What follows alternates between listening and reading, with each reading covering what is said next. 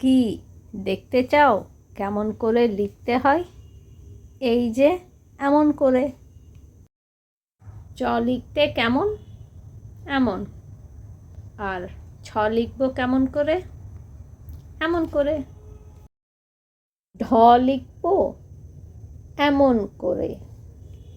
শূন্য দিয়ে লিখি ঢ এ শূন্য ঢ। আর ইঁদুরের লেজ দিয়ে লিখি ট। এবার দেখব দুইয়ের মজা। এ হলো অন্তস্তীয় জ। এবার মধ্যেখানে ছোট্ট করে কাট দিলে হয় মূর্ধন্য ষ। চলো লিখি অন্তস্তীয় অ। তবে দেখো কেমন করে লিখব ফ। পড়ি একসাথে। অন্তস্তীয় জ, মূর্ধন্য ষ, অন্তস্তীয় অ এবং ফ।